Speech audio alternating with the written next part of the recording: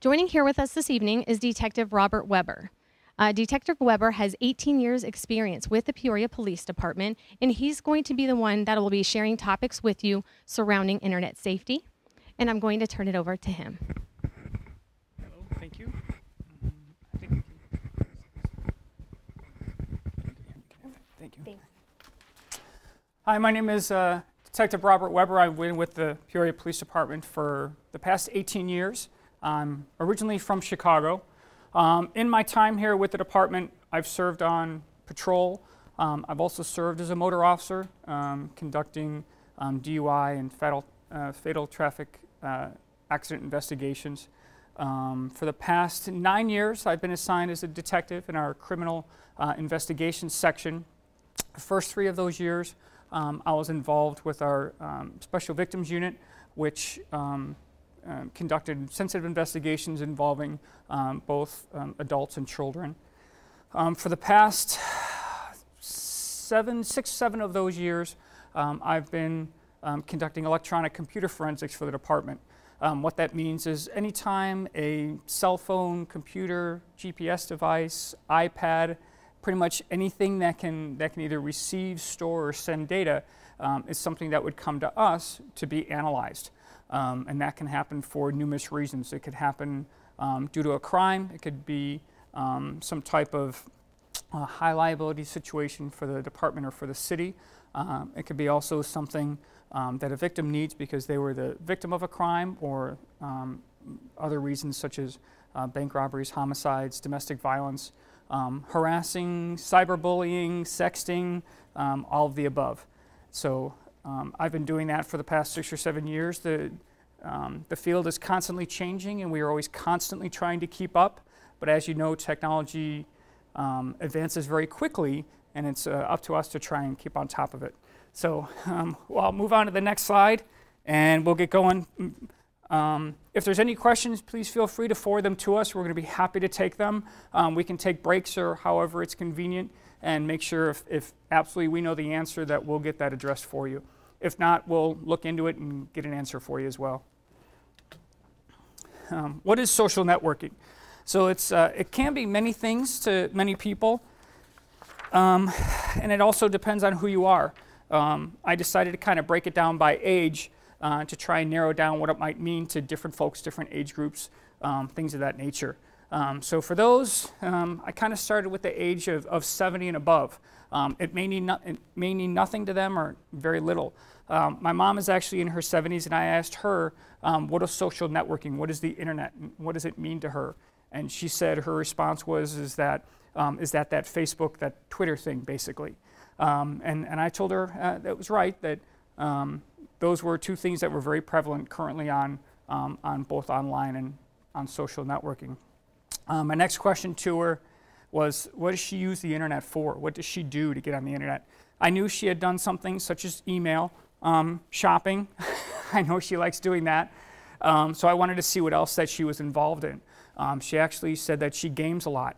Probably not, with a headphone on working at Xbox, but more like the various games that are online you could go to, either card games or different things like that. I then asked her some things such as, what does she use the internet for as far as if she needed to seek information out? Back in the day, if you needed something, you looked in the phone book, or you asked friends, family, things of that nature. And I asked her that, and her response was that first she would try and respond or go to someone, a trusted friend or family member. After that, she has gone to Google and searched for things. She's also kind of followed up with maybe a TV show where she had gotten some information, but then used the internet to receive more information. So that's kind of her limited basis there. As you drop down in age, 60s, 50s, my guess is there's probably more and more involvement, more probably Google searching, Google Maps, things of that nature.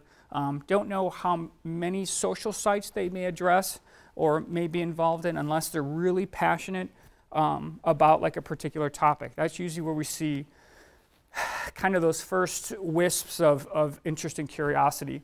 And that's with maybe someone is an avid golfer or they're an avid, pilot. If they're involved in those things, there's such a wealth of information for any topic that they know it's fairly easy to receive that information. Going down into the 40 bracket, 40 and above, that's kind of where I fall. I remember chat sessions and email that you had to dial in, the who's got mail response from AOL or those different things, kind of where it started, well, at least for us. So maybe you would check your email once a day or maybe several times a week. You would maybe go in a chat room or you would look up information, but it wasn't really just a primary or major source of information like it is today. Going down into 30s and 20s, I'm sure even more of their life involves around their phone. It's certainly something where, and especially with the proliferation of smartphones, not only do you have access to that data at home, but you also have access to it, anywhere you're at. I can dial my phone, I can check an address, I can make a phone call from my motorcycle via Bluetooth-enabled GPS devices in my smartphone. I haven't texted yet, and I'm going to save that one for maybe a different lifetime because I wouldn't recommend that. And certainly texting and driving is certainly a no-no, and you could have a whole presentation just on that. But just the wealth of data that's available at the palm of your hands is just, it's staggering. Going down in demographic or in age to those in their 20s and 10s, pretty much whatever with 20-year-olds they're going to do it. I'm sure they are just consumed with it. I have nieces that it's probably hard to get them off of their devices. I have some friends that every time they have dinner or they go out for dinner, they actually leave their cell phones in their car to force all of them, not only their kids but their parents, to engage each other as opposed to engaging in their phones. Under those ages, we get asked all the time, like, when's a good time for a child to have a cell phone? When's a good time for a child to have a Facebook page or a Twitter account or a Instagram account? And we say, obviously, that it's going to be based on the type of kid, the type of family that they are. For us, communication is vital, not only for police officers and educators to be able to do their jobs, but also for parents to instruct their kids. We find that if parents have a good dialogue with their kids, if their kids are engaged in sports, they're engaged in school, whether that's at a school or even homeschoolers, if they are keeping good grades, being involved in the things that they're supposed to be in, maybe they're more likely to have the trust of those devices before maybe other kids. I had a question about how early to start a Facebook page, and I actually have a friend who's a sergeant with another department, and he had told me that his friend who just had a newborn began a Facebook page for him.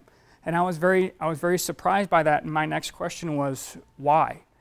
And the sergeant had asked him that too, and he had said that they had wanted to chronicle the beginning aspects of his life with photos and events, so that child, as they got older, they could look back on those times. I don't know if I agree with it or disagree with that. I think I miss the good old days of photo albums and scrapbooking and things like that. Just having that more of a personal aspect of a person's life. But obviously the internet and social networking is here to stay, so folks and parents and individuals need to make those decisions on their own.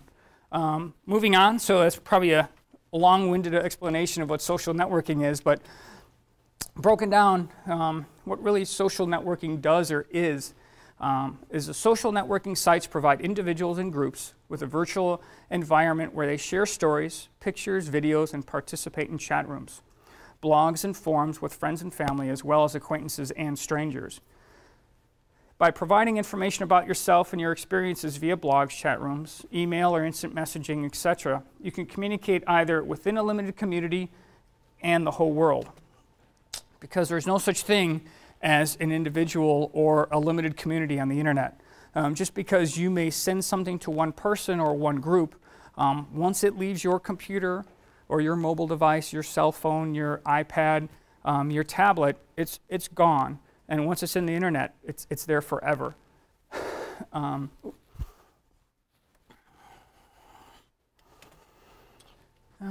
Types of networking, social networking sites. There's general sites geared towards an interest, topic, or group, which can be schools, regions, meaning parts of the country, towns, states, things of that nature. Activities, hobbies, or interests that both parents and kids are interested in. Sports, music, art, etc. They can also go by other interests or other demographics, such as culturals or even businesses, fields such as fields that folks are in, or networking in those fields, such as those that might use LinkedIn, can be very engaged and very beneficial for someone either looking for a job or looking to make more contacts in their field. Examples of social networking sites. Facebook in general, a general one. Another one that's pretty much gone. I don't know. They try to keep reinventing MySpace to be different things. I think it stays kind of past. We see it frequently from maybe up-and-coming bands as a place for them to be able to put their music out to see if it can get some activity. Facebook by far is still probably the most popular. There's also places such as classmates.com. Let's see, Twitter, Instagram, Pinterest, YouTube, and Craigslist. Some people are surprised when they see Craigslist, but absolutely anything where your information or something that you're engaged in or you do goes out on the internet is social networking. Think about it. If you're looking to sell a bicycle or a vehicle, or you're looking to purchase something, you're engaging with others, trying to make that process easier. It facilitates information, it gets people together. So lots of different things that may not maybe readily apparent become or appear to be social networking are that. So Craigslist definitely fits that bill. Next one is social networking apps. Here's where it definitely gets interesting and is a great resource and things to stay up on being a parent. Before I go into that, some information about probably one of the ones that even people who don't do social networking do. It's Facebook. I pulled some stats real quick because I was even curious to see how quickly things progress. Some stats I looked at back in 2010, there were 500 million active users. Just extraordinary. There were 1 billion hits per day, meaning that 1 billion people went to the website or went to the Facebook page just to poke around. So you usually have to have an account or at least be able to view an account something to be able to get it. Because if you just pull up the Facebook page, it basically wants you to log in. So if you don't have a page, you wouldn't really see anything. So those 1 billion hits, they might not be active users, but that's a lot of people. And in 2010, there were 50 billion photos uploaded to Facebook. I can't even predict that number or imagine the size of the amount of storage that they have and that they use and that people put out there into the world. Those are some old stats, so I had gotten some newer ones, and I had found some statistics for 2014, actually, late 2013, early 14. The latest numbers I had seen, and I'm sure this has even gone up since then, is that there are 1.35 billion active users. Just 3 or 4 years ago, it was 500 million. Now they're almost, triple that? It's just ridiculous. The estimate for the United States is approximately just over half of the country is on Facebook. So as staggering as it is, it can get even bigger. Let's see. The next statistic I had seen was there are 864 million users per day. Other things that were notable is there 21 minutes was the average that a person spent online looking at their Facebook page. So some maybe more, some maybe less, but 21 minutes was the average. Of the statistics of the people that use Facebook, it was reported that there were 66% of the millennials, which are the 15 to 35-year-old category, which obviously that seems boy, it actually kind of even seems low to me. Speaking with all the kids that we see, some obviously younger and some older, but in that millennial age, they're saying that 66% of them are on Facebook. Average number of friends that a teen has is 300. Now, I don't remember ever, I don't even know if I could talk to 300 friends in a month, but that was just a pretty staggering amount too. Sometimes I think they use the term friend loosely. I think if somebody meets someone somewhere, they want to add a friend because it makes their friends list bigger. Don't know if you could really count them as a friend. I wish they had like an acquaintance category, but I guess that's not going to happen. Average number of friends for a female, so this is all females, was 250.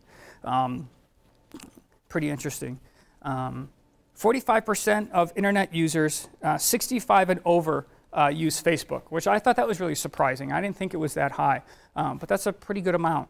I think maybe a lot of that, I bet a lot of them are trying to engage their kids. They're trying to stay up with current trends. They're trying to stay involved for their sake, even though at 65 may be older and they might not be raising their kids anymore, but a lot of families move away. They do other things or they get busy. My guess is that folks probably upload photos of their kids or grandkids to Facebook before they email them to their parents. So I think if they want to stay connected, they have to that way, especially if there's any distance between them. Facebook is also the second most popular or most visited website on the internet, period, end of discussion. So it is my guess is number one is probably maybe Google. I'm not sure, but after, my guess would be Google. I don't know what else would qualify, but Facebook is the second most popular, not social networking site period, which is very interesting. There's countless other social networking websites besides Facebook. There are some that are specific to hobbies, cultures, languages, and interests. There is virtually a social networking website for everything, with more popping up every day. The next thing with the apps, and I have always changing, an application is basically a little sub-program or an application on a smartphone that does a specific thing. So your Apple iPhone or your Android device is a phone, and it runs the basic things such as your calendar and your phone book and the phone feature itself. But then besides that, oops, I'm going to go back. Besides that, there are apps that do specific things, such as a camera app. And these are different apps that can be used strictly for communication between different parties, either individuals or a group. The first one is Snapchat. I even had to look these up. It's my job to stay current and to be aware of these different things. And I had to look up some of these because, to me, sometimes a legitimate use for some of these programs still evades me. But yet they're there. And how they make money, I don't know.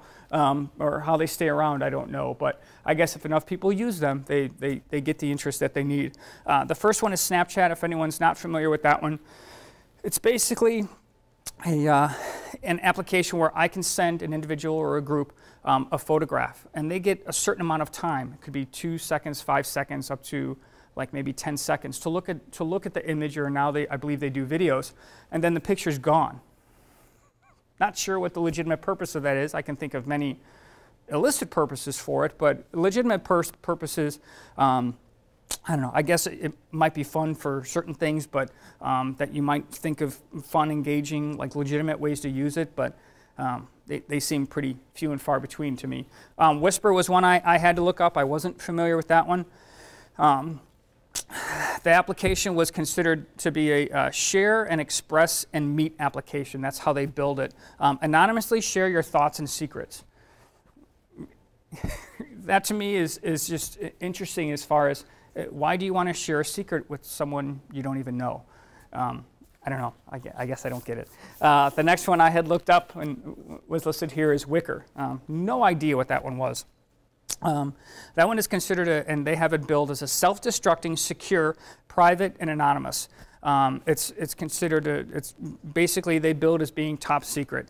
You can send and receive messages, pictures, videos, audio, and even files. You can forward a Word document. You can forward a PowerPoint presentation. You can forward a PDF. You can also forward an Excel spreadsheet through this messaging application. It's just amazing.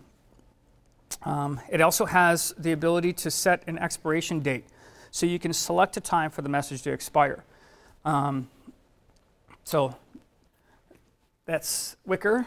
Confide is probably one of the ones that I found the most interesting. I hadn't had any idea what that one was.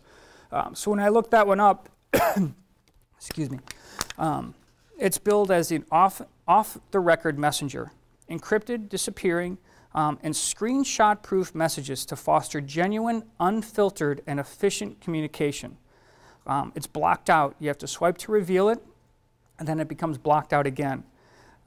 They can be sent, these messages can also be sent to any email or any phone number. Basically what that means is if you send someone a message, it comes up and it's just blocks of text that are covered by, like, you know how if something's been redacted or you see something from, you know, the NSA and it's got big black marks all over it.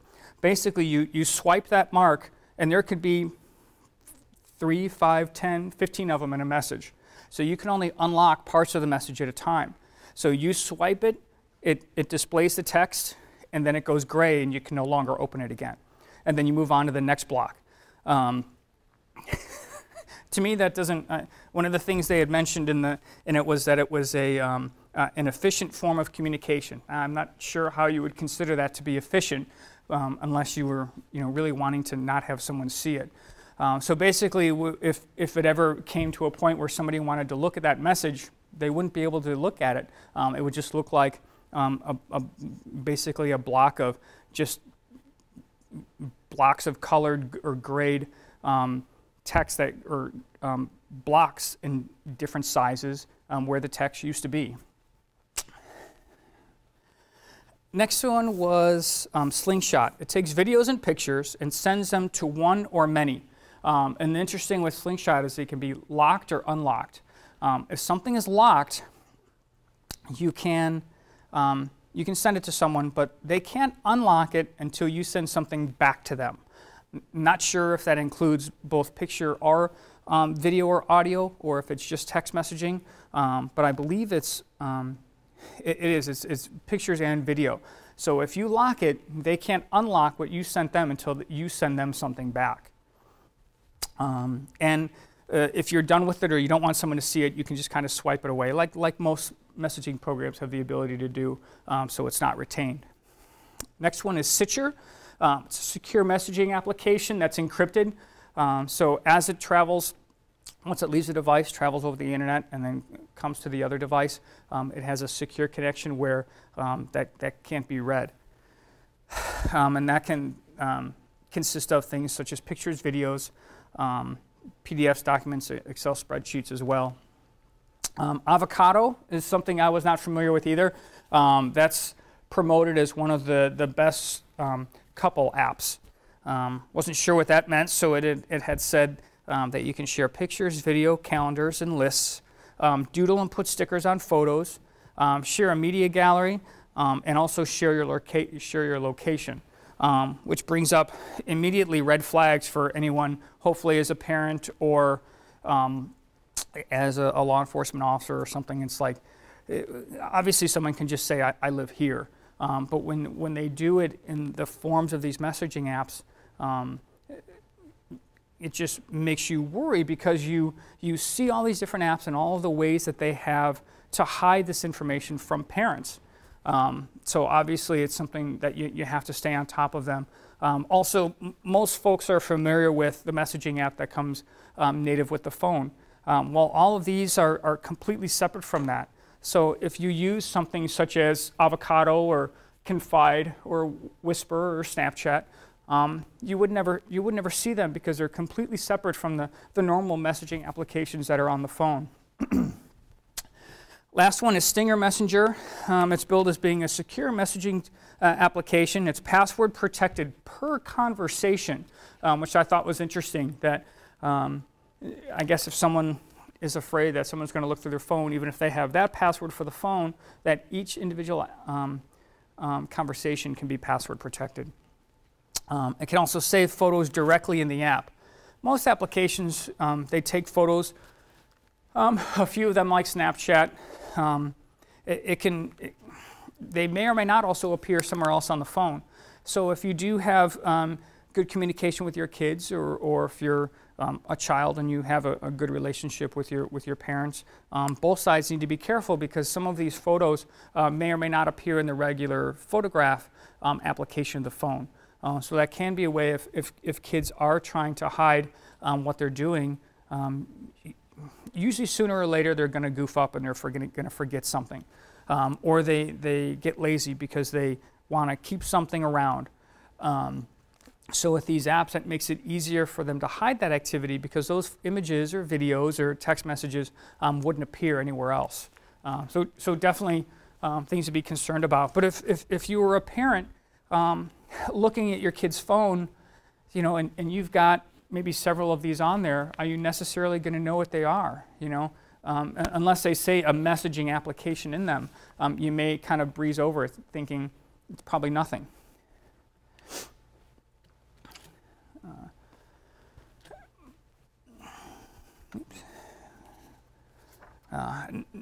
Next is, I think I missed the message boards. There we are. With the message boards, as I had mentioned before, Craigslist is very much a social networking place where people can connect, things can happen as far as things that you need to keep or be mindful of. Yes, folks can sell property, such as a skateboard or a bicycle or a watch. But also there's a lot of personal ads that appear on Craigslist as well. So if you see Craigslist activity involved with your kids, it definitely is something to be mindful of. Some of the other one, Fantasy Tour, that's pretty much like band-based, a way for new bands to get recognized, music scenes to be kind of put out for others to look for. If somebody was interested in the music scene in Phoenix, they could go to this message board and find places that might be of interest to them. The last one is thoughts. There's blogs, photos, videos, podcasts, polls, surveys, anything, and there could be hundreds of ones. Thoughts is just one of them. That any topic, anything that you were interested in, you could find someone like-minded or someone you think is like-minded that you think that you could comfortably share with, but that's not always the case. So definitely something to be mindful of. Even though it could seem like a harmless message board, you really have to dig in deep as far as specifically what areas are they going to that may be of concern. Chatroom behavior. These are things that we would tell kids. We also do this presentation for kids at school to help keep them safe directly. Anything you say, you or your kids say or post, no matter how secure you think it is, may be accessed by others, such as Facebook with friends or friends of friends, or someone leaves an account open or they access it somewhere and somebody's looking over your shoulder at a Starbucks. You just never know. You do not really know who you or your kids are talking to, even though they may represent themselves as children or a teen, or maybe even for adults, we see it as well. It's someone who they may have met in high school and they moved away, and they may be having trouble at home and they engage in a relationship, or they get on Facebook and start looking for old classmates or things like that. And you may have known that person in high school, even if you physically knew them, were friends with them or had a relationship with them in the past, but they live somewhere else now. You have no idea what they could be like now. And a Facebook profile is not going to give you the answers that you're looking for. No one lies on the internet, though, so you don't have to worry about that. Some notes I have: that the internet is forever. Who is on the other end that you're looking for, or that you're speaking with?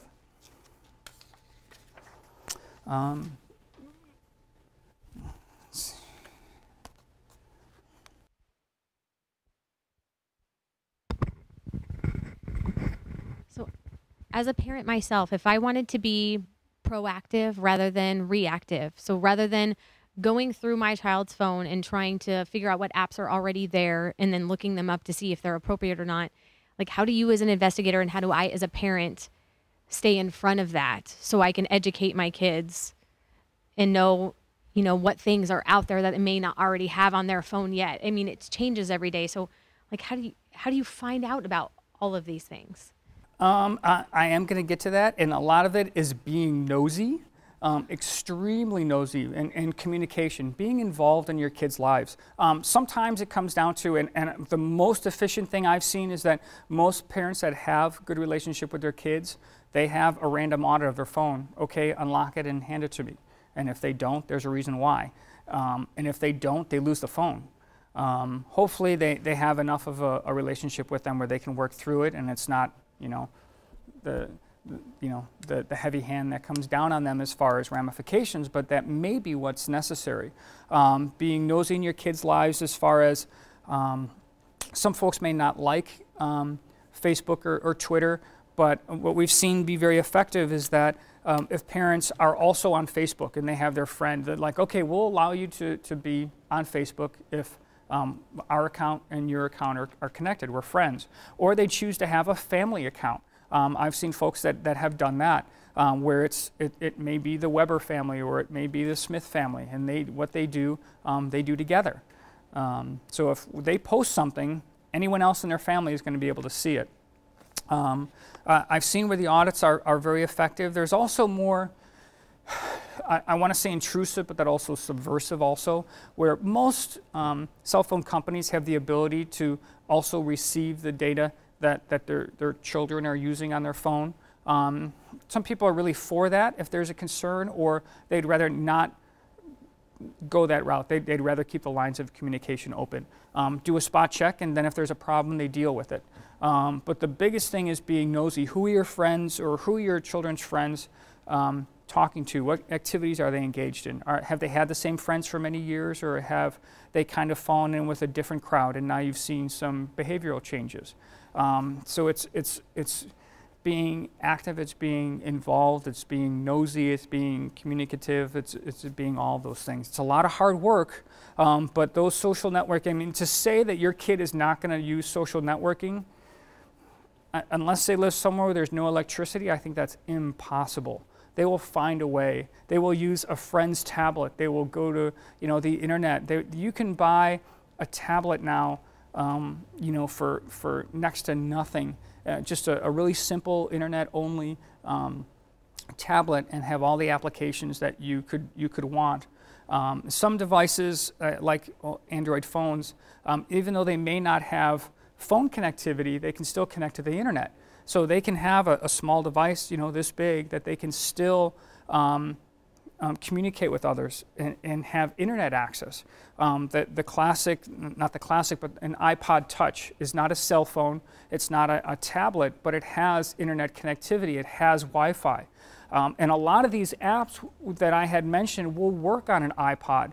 So, you give your 6, 7, 8-year-old an iPod thinking, oh, it's for music and videos. And they can maybe go to YouTube. Well, they can also have access to all these other applications that they can begin having conversations with people that we've seen a 12-year-old do a lot of damage with an iPod. Certainly, probably not what you wanted to hear, though.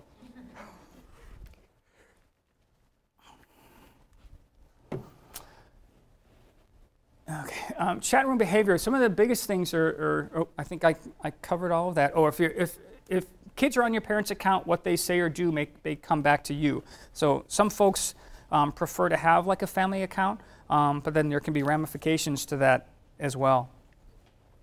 We do recommend things for kids. If kids make a mistake or are contacted by someone that makes them feel uncomfortable, they need to be able to let a parent or an adult know immediately. And that's going back to the communication. If they're so afraid that mom or dad are going to come down heavy on them, or they don't feel that they can trust them with something sensitive like that, they're not going to want to tell their parents, and we see that very frequently.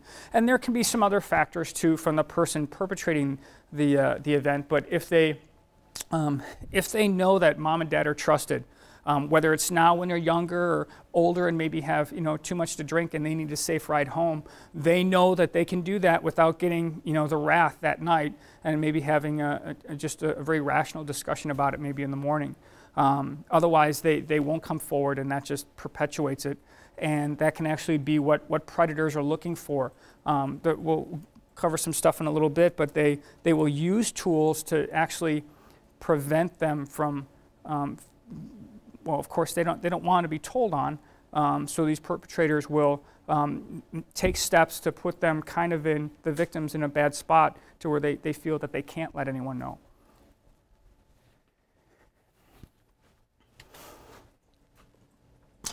If there is any doubt of the right action to take, whether it's a cell phone or a computer, log off, turn off the device, and tell an adult. The information that they give to others can lead to them being contacted at their residence, school, or telephone. We'll go over more about that, but it's amazing with such a little information, people that are adept at it, how they can find folks online. The last things I can go through these quickly. And we give these things to not only kids, but all to adults as well. Whether it's a child exploring, trying to meet friends and trying to engage and trying to build, a reputation or a social presence that most kids want to do. This also goes for, singles or couples trying to catch up with old friends, trying to meet new friends, or trying to connect with friends who may live in another state. Just some safe posting tips. Using a nickname only, trying to limit the information that you give out there as far as who you are personally. Either not entering a zip code or changing the zip code to something totally random. Instead of your profile pic, maybe use something such as a cartoon or a drawing or something that doesn't depict you.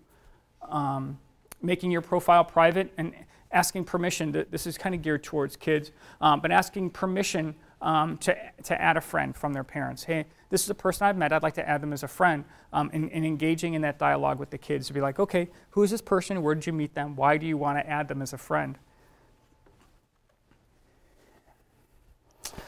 Things to block, certainly things like just any kind of biographical information, names, dates of birth, where they go to school, of course things like credit card numbers, even their hometown or street names, what you can inadvertently take a picture of yourself, and who knows what's behind you that could maybe give clues of where a person is actually located. As far as online relationships, they do not know the truth about someone they first meet online. Time does not equal trust or truly knowing that person. Obviously, they can be lied to or betrayed.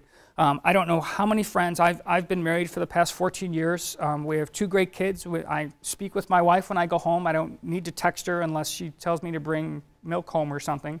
But we do engage in text messaging sometimes, especially during the day when you're busy. It is a great form of communication. But what I've seen, I've talked to friends who are single, and I don't know how many times that they say that the butt of their new relationship for weeks or months is text messaging back and forth. And how can you get to know someone truly? I don't know, but I see that also frequently. I have had friends who have had great experiences with things like Match.com or different places like that, and they can be a great tool for connecting people with similar interests. But then to just base your relationship on this text messaging back and forth, it's very common, and I bet you guys could probably also know ones who had, before they dated or before they even dated and decided to meet with one another before their first date, that they may have messaged for weeks or months prior.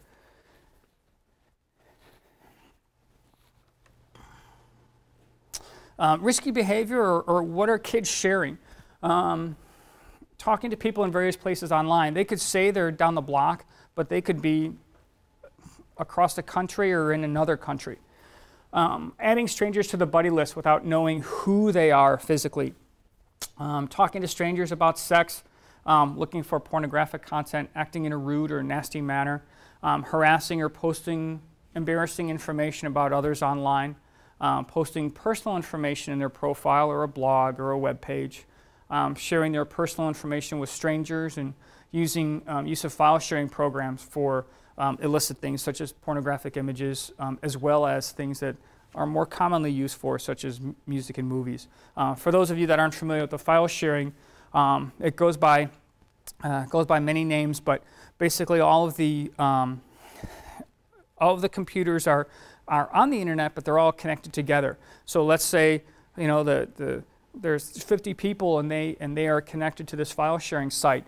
They may all have similar but different things, such as maybe music or movies, pictures, things of that nature, and they either have all of the files or parts of the files. And by all of us networking our computers together, I may be able to stitch together a movie from 4 or 5 different people.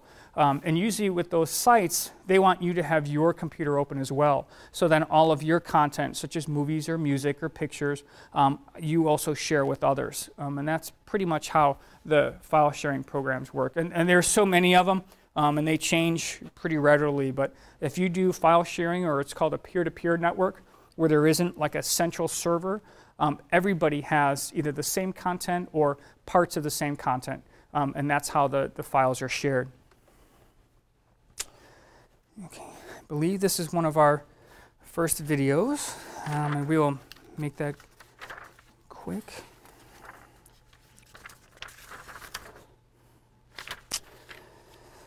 Yeah, okay, we can.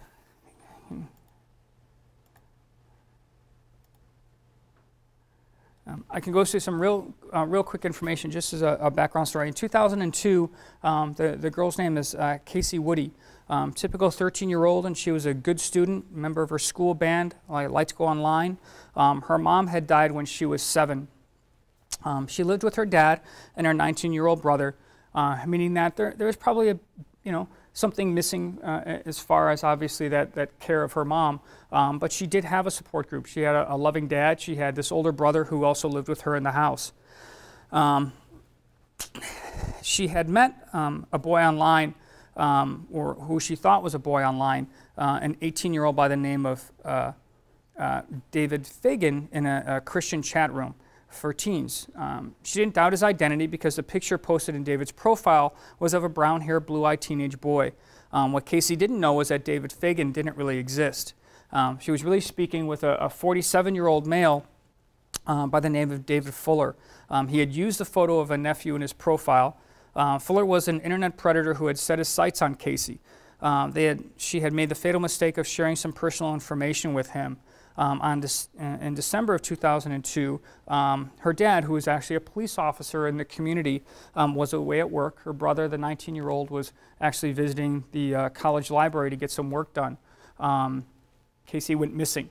When her dad and brother got home, they knew that was very uncharacteristic of her, and they immediately involved the police.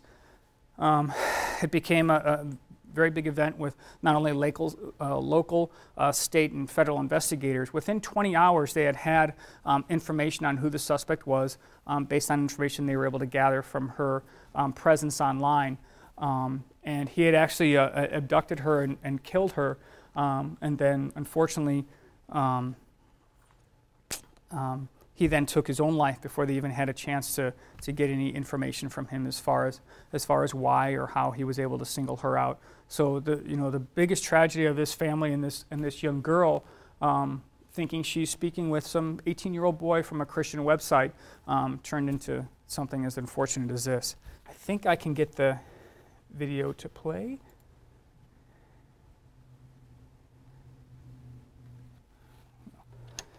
Let's see.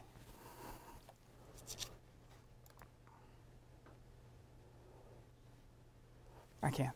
That's okay. We can move on. I think I got most of the gist of that there. Anyway, the pertinent details. Warning signs that you can look for. These can be very important for knowing what your kids are doing online or on their cell phones or tablets. If someone is asking them or trying to using techniques or skills or whatever it might be to try and isolate them from not only their parents but also from their friends. trying to get them to turn against their parents, asking them to keep secrets, sending inappropriate materials or talking about explicit subjects. They can even threaten the child or an adult, or does anything that they feel makes them uncomfortable, or ask them for intimate pictures or videos. And the reason for that is so many times those pictures or videos can then be used later to either harass them or extort them or get them to actually do more, even worse things, for fear that the person says, well, if you don't do this, then I'm gonna put these pictures on the internet.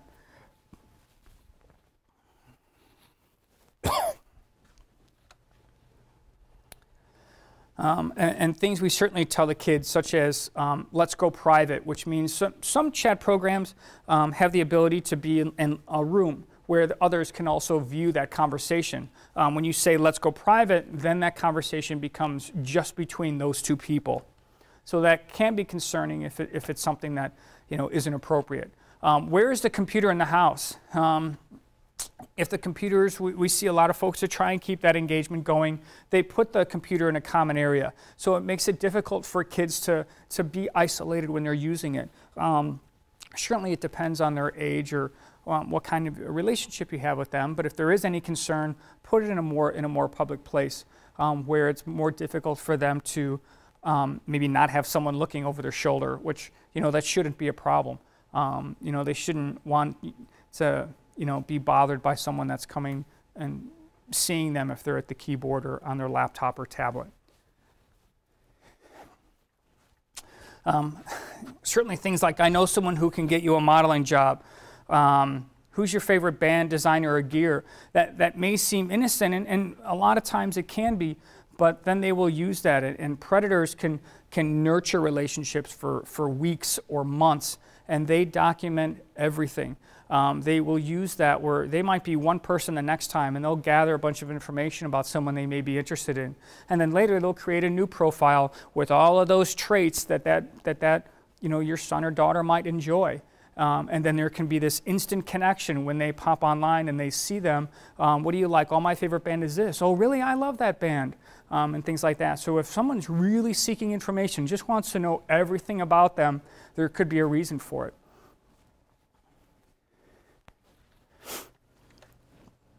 You seem sad. Tell me what's bothering you. The love of my life over the internet. What's your phone number? If you don't do something that they ask, do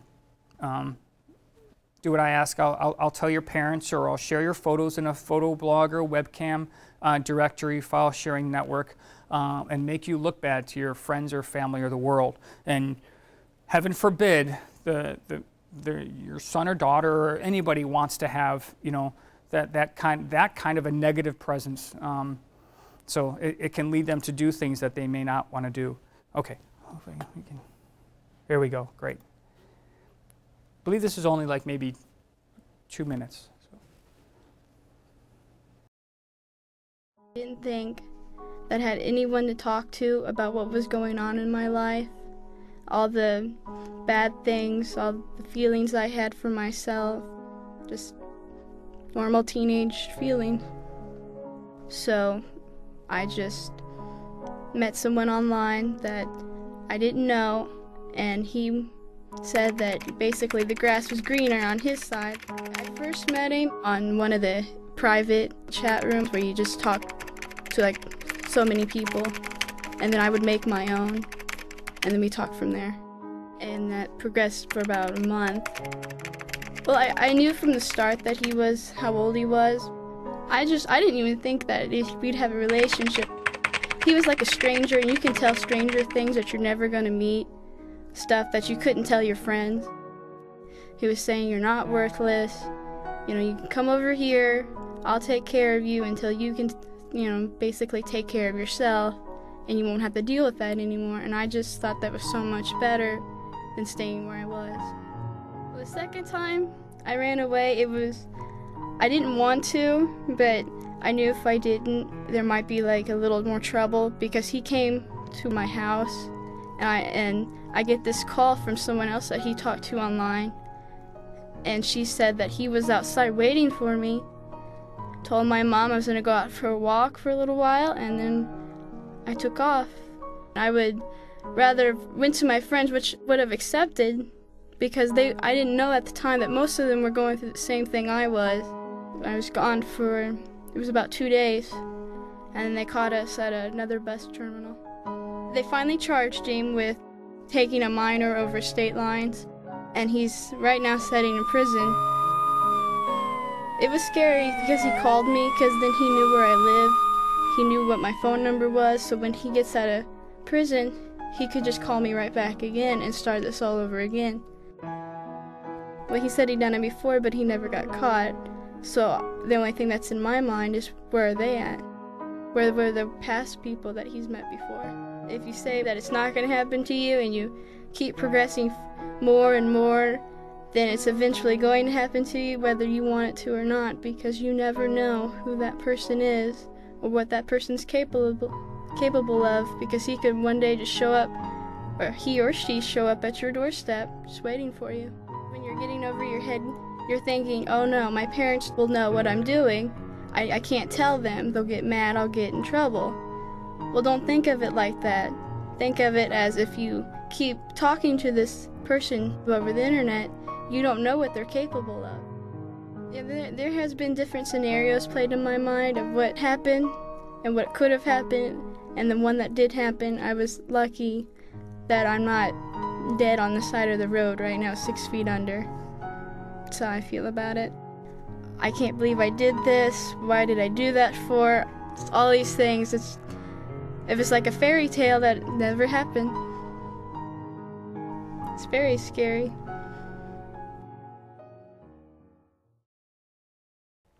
And that's a great reminder. Even if nothing devastating happened to her, such as her being abducted or worse, just knowing that that person is out there and is now doing time, and she was the victim of that, you know, how does that affect her for the rest of her life? Not only while he's in prison, but then when he gets out, and the fear that she could have, that's just not going to go away.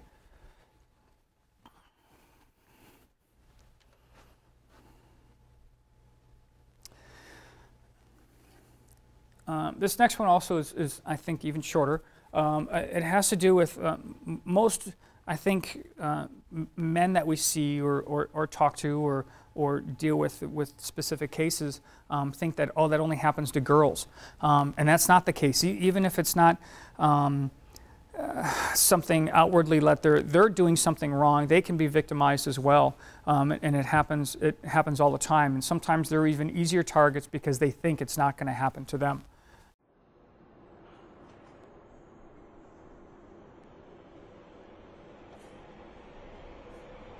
It happened to me 5 years ago. My parents were divorcing and things at school and with friends weren't too good. I felt like the world was falling down around me. That's when I met someone online. We would chat about everything in my life. I finally had someone to take my side and see things my way. I had someone who put me first. No matter how much I thought we could trust each other, I knew better than to meet in person with someone I had met on the internet. But one day, when school was dismissed early, there was someone waiting for me at my front door. I never thought I'd find myself in this situation. I learned the hard way that no matter who you think you're talking to online, there are people out there looking to hurt you. It doesn't matter if they're male or female, or if they look a little rough around the edges, or even if they're the most beautiful person. These people exist, online and in the real world. It happened to me too. I was 14 and someone online sent me a private message. I shouldn't have responded, but I messaged back and 7 days later, agreed to be picked up outside of my house at midnight. I was taken to another house and what happened there was terrifying. I'll remember it for the rest of my life. I felt numb and powerless and didn't know what to do. I was too afraid to tell my parents and ashamed of what everyone would think of me. But hiding it was a mistake. I saw the car that I was taking and driving around my neighborhood all summer long. Was I being targeted again, or was someone else being victimized? I finally decided to tell someone.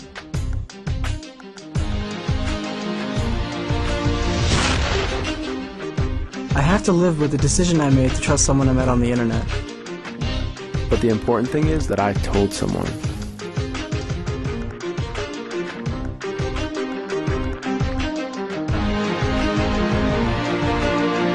I'm not a victim, but a survivor.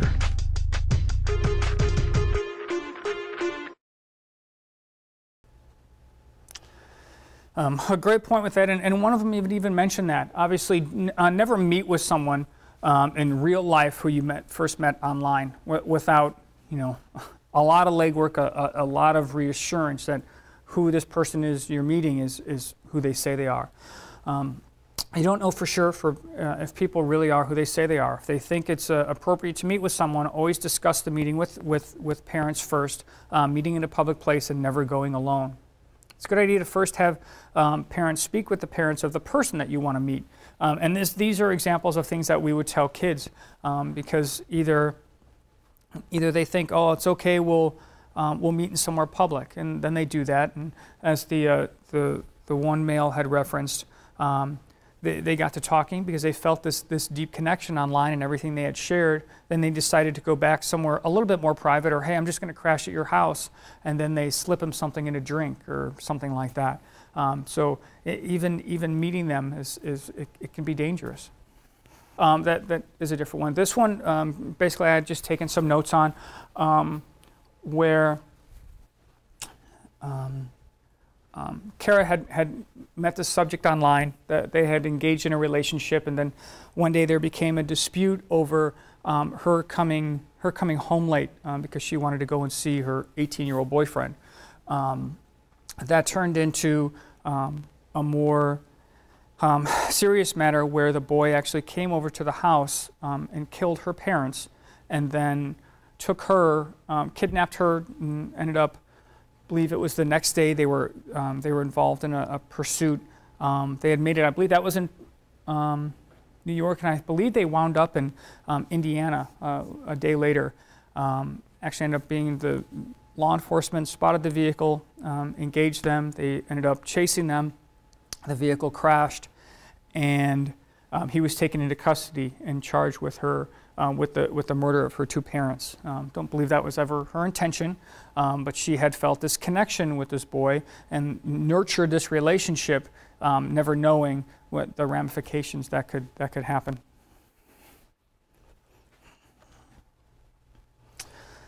Keeping personal information private, who's looking at them online, and that's the things we see it more prevalent with obviously adults, and then also kids that are going to be going into school or looking for a job. But it's amazing how far back things can be retained. So not only could your friends or parents see what you're posting, but also teachers, future employers, coaches, pardon me, college administration officers, as well as, of course, online predators. Things that you may not want on the internet and can come back to haunt you. Once they're out there, you can't take them back. On the next slide, we have where are they looking at them online? Obviously, it could be someone local, or it could be someone across the country. Remember that there's no such thing as a private conversation. It doesn't matter if they're communicating with a friend on Facebook, Twitter, or Skype. Anyone can copy and paste your conversation and images. Something on a Facebook page, depending on your privacy settings, other chat messaging sessions, pictures that you post, they have the ability, if they can see that picture, they can obtain that image and use it for anything that they want. Pages and posts are also what's known as cached, which means that even if you take something down, it still exists. And Google and sites such as Facebook and Twitter do that. You may post something and then regret it or decide to take it down. Well, all of the servers and all of the computers that back up this data still retain it, and they usually gobble it up pretty quickly. So something that you may think, oh, well, I got rid of it, it's not there anymore. That's more likely than not the case. Once it goes out there, that's it. You can never assume that you can take it back, because you rarely can. Also, things that we see is also most sites require that you waive your rights to your contact, or that your contact. Meaning that when you agree to Facebook or you agree to Twitter, even Craigslist, the stuff that you put on their site, they now own. And that became a big battle back and forth with some of the social media sites. So they give themselves lots of rights and all of that legal stuff that's pages and pages and pages long that I'm sure no one reads. And it's amazing the kind of rights or the things that they are allowed to do with that data. And that's what makes them get all the money that they have, is using that data, that your personal content, not only for their purposes, but also for marketing and advertisements. Let's see. A lot of it we go back to never giving out personal identifying information of yourself or families or friends, such as your name, address, phone number, obviously those things, but also just simple things like a school name or any public areas that you might visit or online. Either public areas or online, unless you're sure you know who the person is. Do not know what they can do with this information, such as myself being an investigator or just folks that are very savvy with the internet. There's both free and paid sites that not only have regular things such as like tax and water billing and real estate sales, but also private companies that retain this data, and then they pay for the ability, or they receive money for the ability to people to access this information. It could be things such as like court records, whether they're criminal or civil, or buying and selling a vehicle or things of that nature. The amount of data that's out there about someone, and you'd be surprised if you'd ever even just Googled your name. It's amazing. With that information, as we had going back up to the front, you may take a picture, or your daughter or son may take a picture of themselves, and a school mascot, on a banner may be something that's behind them. You may not even be able to see the school, but from that simple mascot or a Letterman's jacket or something like that may be in a picture, it could give them everything they need to track you down, or to track a child down. Also, things that we suggest is not using the same username between different places. Facebook, if you want to use maybe your real name and just an initial or something that doesn't automatically tie you to a certain area. Also, if you belong to certain chat groups or things that are of interest to you, that you don't use that same screen name different places. There's actually companies on the internet that collect all of that data, and you can actually do a search for a certain username online. So you may be thinking you're protecting yourself by not divulging information here, but on this bicycling site, you just did the latest, you uploaded the latest map of the ride that you took, and you used the same username. So it's amazing how things can get interconnected back on the internet when someone could be looking for you. So the use of different screen names and names that don't follow either where you live or something personal about you are best.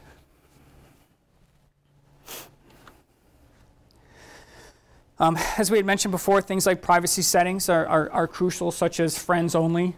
Any social networking site you are on, resisting the urge to allow friends of friends. We think, what's the harm in that?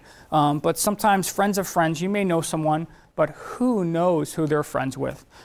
Maybe they don't even know. We have investigators or people that are just curious. They'll find a picture of a female from the internet, and they'll put up and they'll create a Facebook page. It is amazing how many people will friend them because they might talk suggestively, or they're involved in something really cool, or who knows. It is amazing that someone will friend someone just because they have an interesting picture or an interesting activity. And now if you allow friends of friends content, that person who the other person doesn't even know who it is now has all of your information. It's scary. And these are some examples of that, just of the different things that can happen with either enticing or extorting folks online. This is some of a subpage that was looked at just so you can see. A lot of parents are afraid or don't know, or kids get lazy and they don't want to do the settings, because I'm sure, as with most of the social networking sites, it's probably the minimum security settings, if any, are the default. Social networking sites want your involvement. They want people to connect. They want people to use the site. And if it makes it easier to collect data, they're not going to want all of these restrictions on your account. So a lot of times you have to purposely make the conscious effort to not only activate these settings, but to revisit them frequently. How many times do you get a notification from Facebook every time their app is updated, or every time a new version of their software comes out or something happens? That agreement can change and settings can get changed. So it's very important to regularly keep up and make sure those settings are where you put them. Checking with friends before you post things online. Before posting information about your friends, check with them first. Always protect your privacy and theirs. Checking to see what your friends are posting about you is equally important. If anything they have posted about you makes you uncomfortable, ask them to remove it. We've had times where I have a very love-hate relationship with Facebook. I use it. I also use it to help out a friend who they're involved in a car club, and I help them with some things, and I enjoy cars and other different interests. And I'm also, because I wasn't born and raised in Arizona, it is nice keeping up with friends and family out of state. But what can happen is somebody even innocently, I have 2 children, and they're not at the age yet where I have to worry about these kind of social networking sites yet. If we get our picture taken and now it goes up on, a cousin's or a friend's, their Facebook page, oh, we spent some time with the Webbers today, you should have some say-so in whether or not you want that picture put on their site, because you don't know what their settings are. And now somebody sees, a pretty young daughter or a handsome son, and who knows what that could lead to. And it's unfortunate, but that's the world that we live in today. So be wary of your settings. Be wary of if someone takes pictures of you, where those pictures are winding up. Very important to kids is protecting their reputation, their future. As we had touched on before, consider if that picture is something that you want not only your friends, but the entire world to see, including parents, teachers, law enforcement, college admission officers. Remember that any picture you upload to the web can be downloaded by anyone and be copied and posted online forever.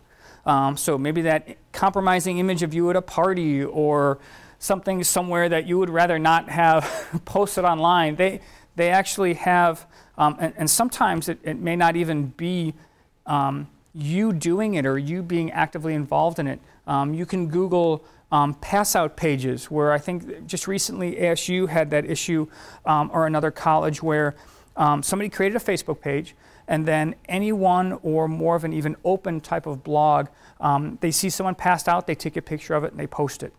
And you may not have anything to do with that, but if you're somewhere where another person has this camera and thinks so little of themselves and others that they would post that picture, sometimes them in a compromising position for the whole world to see. You definitely have to be careful. I've heard stories about kids getting rejected from colleges. One of my friends put up a picture and she regrets it. Coaches looked, and I want them to have a good impression of what I do. Teachers see it, you get in trouble in school. You might lose friends because friends might be offended. And he applies for the job and the person's about to give it to them. You never know, they might want to check your Facebook, MySpace, anything, your email, and if you have something inappropriate, just for that, they can just cancel it all, and you won't get a job that you were planning on, and that was your future, and your future can just flash in a minute. Obviously that was a just very quick video on some of the consequences that sometimes kids learn the hard way when they are using these social networking sites or any sites. Just being online exposes you to risks, not only directly but also indirectly to things such as your computer. Maybe going to non-reputable sites on the internet can lead you exposed on your computer to different viruses and things that can then infiltrate your computer and then actually extract personal data from your computer and go God only knows where, unfortunately. It's your phone, your choices. If it's your children's phone, it's your choices. To keep that open engagement and those lines of communication open and being involved in everything that they may want to be involved in. What's up, everybody? It's Rachel Sachs. Woo woo! My boyfriend said he wasn't going to share me with anybody, but guess what? He lied. And now I'm up on the whole internet scene. People emailing me, people texting me. I get to follow her for the rest of her life. I'm gonna be up in the dorm rooms. Her first job, even her kids are gonna know who I am. Yeah, I ain't going anywhere. Rachel Sext in the house. Sexts can take on a life of their own. There's a thin line between an instant and a lifetime.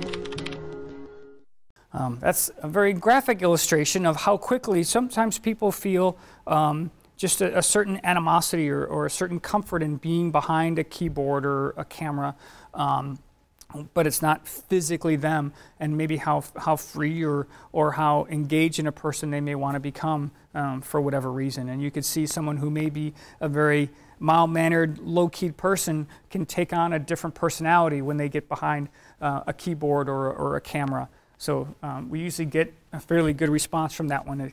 It can be surprising how quickly someone can take on that persona when they're engaged with someone online. Sexting can have serious consequences depending on the states, and it can vary. They're constantly changing. There could be state or even federal charges that can come from sexting. Most of them are stemming from actual child pornography, which are very serious consequences. I know courts and legislature and communities are trying to catch up with that. Is that really appropriate for maybe two kids who are underage or sharing that? Not that they should, but is that an appropriate consequence? And states and different, both at the state level as well as federal, are trying to make more appropriate regulations as far as that goes, what happens with that kind of contact or communication back and forth with kids underage. The problem being is just because you send it to one person doesn't mean that's where it's going to stay. And I don't know if it's this one or the next one where some of those can spiral out of control. An image may be sent to one boy, but then he shares it with a couple more boys who share it with a couple more boys, and now who knows, maybe that image doesn't just wind up with kids in high school or even grade school. Maybe it winds up with some adult, and that can be scary. I think we have, here's an interesting case where he was a gentleman, I forget his name offhand, Anthony Stained. He wasn't quite 18, but it crossed over to when he was 18, so they were able to charge him as an adult. But beginning when he was in middle school and then into his high school years, he actually created a Facebook page posing as a young lady and was soliciting personal images from boys. He then used those pictures then to either extort or solicit illicit activities with these boys for fear if they didn't comply that he would then expose their pictures. And I think there were actually, he was able to get, I believe, something like 7 boys to actually have sexual conduct with him, but as many as, I believe, approximately 30 were actually ultimately victimized at some level. I think when he was being charged, he was facing something like a 300-year prison sentence. Not that that would happen the way the courts and the charges work, but needless to say, this 18-year-old is going to spend the rest of his life in jail, which he should, but just the ramifications and the consequences that these kids now have to live with by being victimized by this person. Just by they thought they were sharing some intimate pictures with a girl, but it wasn't a girl at all.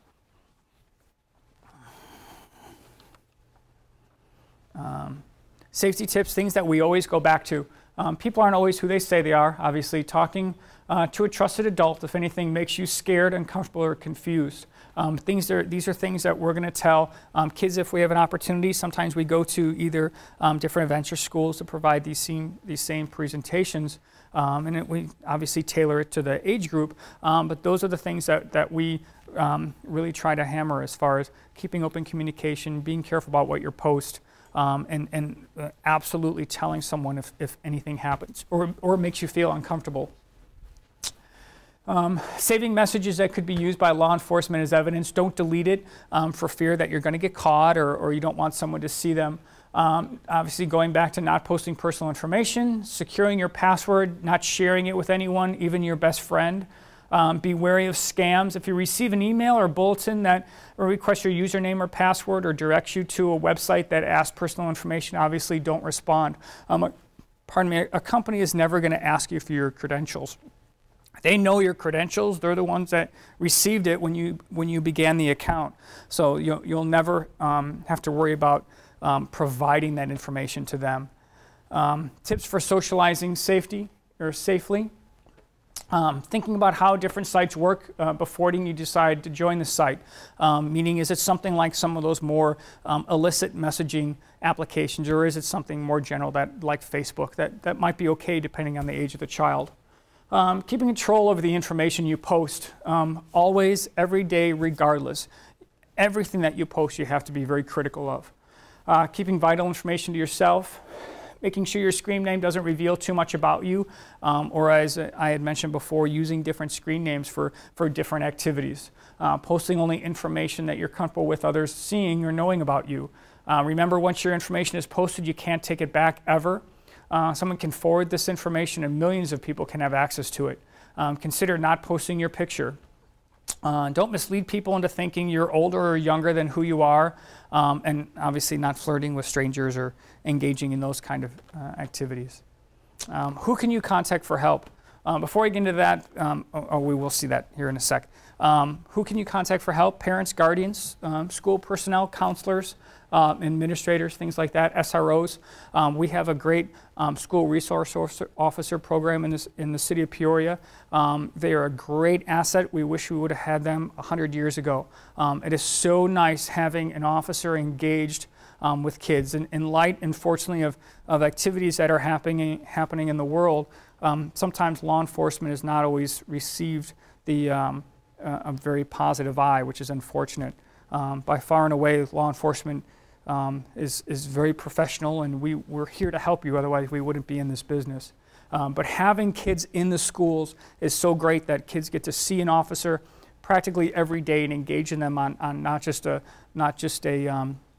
professional level, but a personal level as well. Unfortunately, most folks have police contact. It's either because they're in a very bad situation, either something they put themselves in, or they're in as a victim, and it's not always the great light. So having that SRO program is just spectacular. There is no one national agency that deals with every type of internet crime. Your local law enforcement is your best first resource. There are a few things that you can do. What can you do if you receive a scam email? Anything, too good to be true, like, I'm out of the country and I want to give you $1 million. Or it's the FBI and your computer is locked because you've been doing something wrong, and we need you to pay you money, and then we'll unlock your account, or any of those kinds of things. More likely than not, they're a scam. And if you're worried about that, obviously don't click on any links, any attachments, anything attached to or that comes with the email can be infected. It might be a picture or it might be a document, but opening one of those things, they can still contain viruses. If you do, obviously don't attach any type of files, period. If you are worried about it, Google it. You'd be amazed how quickly somebody asked me, have you ever heard of this? And you Google, like, you might receive a suspicious text message or a phone call or an email. And if you Google anything about that, guaranteed if it's a scam, somebody's been through the same thing. You're probably not the very first person to ever try to be victimized by that, and you'd be amazed. Google is definitely your friend in that regard. Google is your friend. And it's probably a scam. You can forward scam emails. There are several sites, and if you don't remember this one, just Google it. Sometimes you can forward it to the FBI directly, but they also work in conjunction with other supporting agencies, and one of them being www.ic3.gov. It's probably a 4 or 5 question, just some particulars about it, and then you forward them the email. And that's really a great way. Can the government look into every email? No.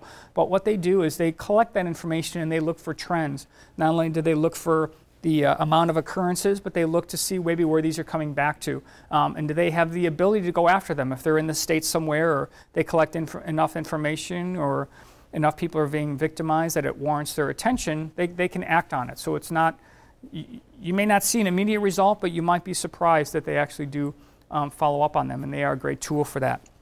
Other than scam emails and the things that we have been talking about this evening, is what can you do if you receive other types of concerning emails or messages, or you're concerned about a conversation or a relationship that your child may be having. Obviously, if it's something blatant or it seems out of nowhere or not solicited, or they have no idea where it came from, honestly, first and foremost is don't respond. You'd be surprised how many things people are just looking for contact from somebody, and they're looking for someone to harass. And if you don't respond back, they're probably going to move on to the next person. See if you can block the number and then not get any more. I've gotten into the habit where if I don't see a phone number, I don't answer my phone. If it's someone who really wants to leave me a message, then I listen to the message. If it's something, sometimes obviously work situations can be different, but if you can do that, that's a great way to filter a lot of things out.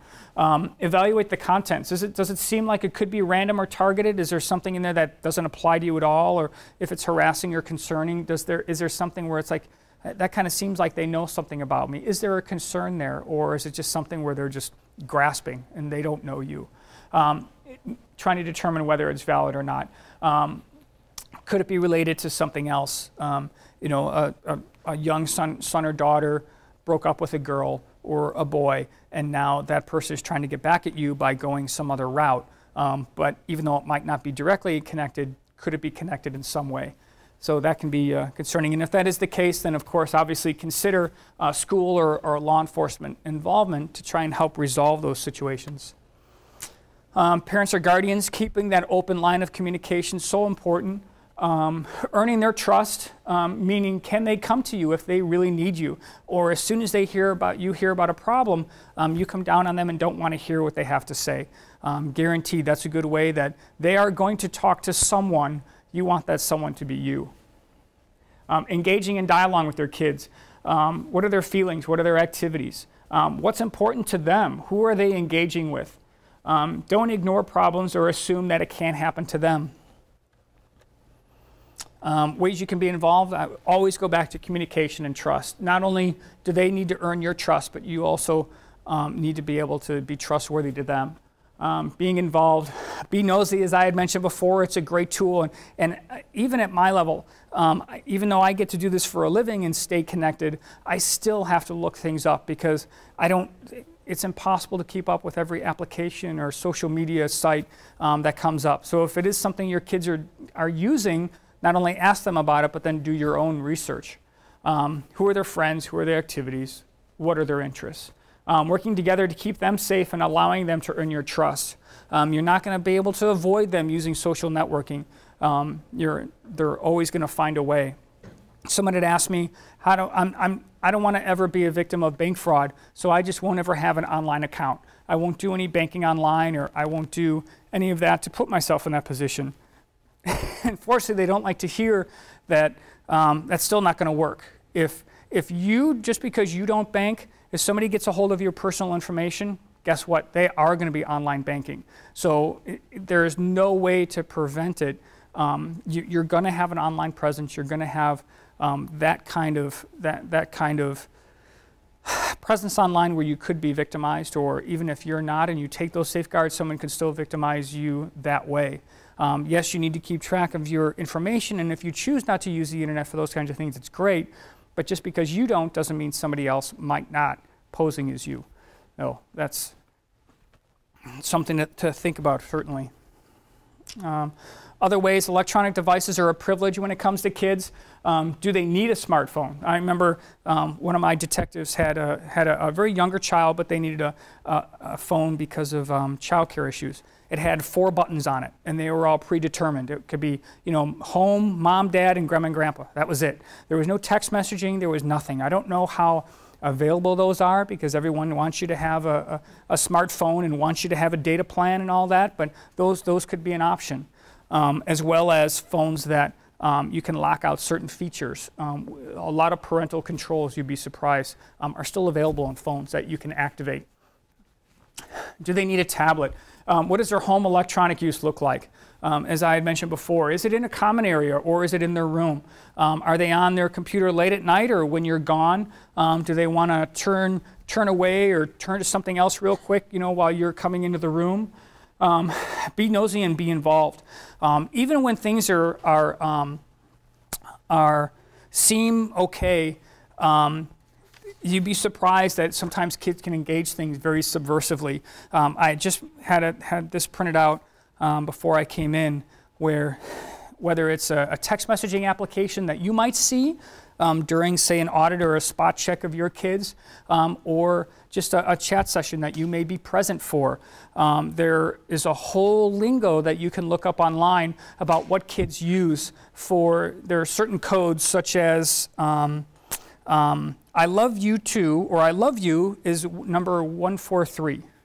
I love you too is 1432. They have codes for parent in room, someone coming, send me a pic. It's amazing, and they can look very, very innocent, such as to be or not to be, or today, or tonight, or to you too. 303 means mom. So if they do 303, that doesn't mean they just scored 303 points on their latest game. It's probably just letting them know, whoever they are speaking to, mom just walked in the room. Detective Weber? What action or legal obligations do schools have against cyberbullying? Unfortunately, my SROs would probably be able to answer that more than I. I don't work closely enough with them. I usually work with the detectives who are doing that work. If you need an answer on that, we can either I can either follow up with an email or have a phone conversation with them and follow up with them.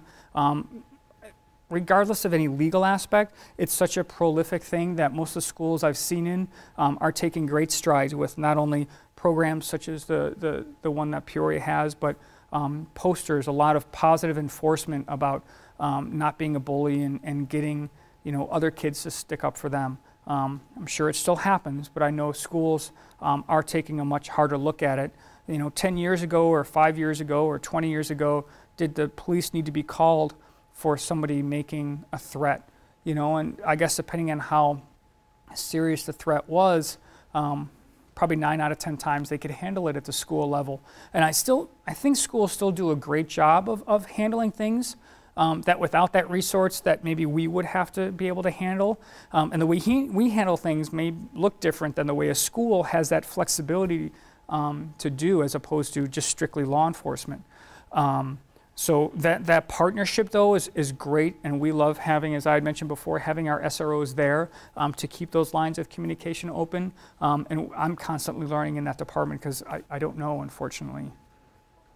Detective Weber, for the presentation this evening. We sincerely appreciate it. As you know, internet safety is a hot topic anywhere in the United States. And certainly with 37,000 students in the district, we want to make sure that our parents know that not just during Internet Safety Week, but this is certainly something that we take seriously all throughout the year.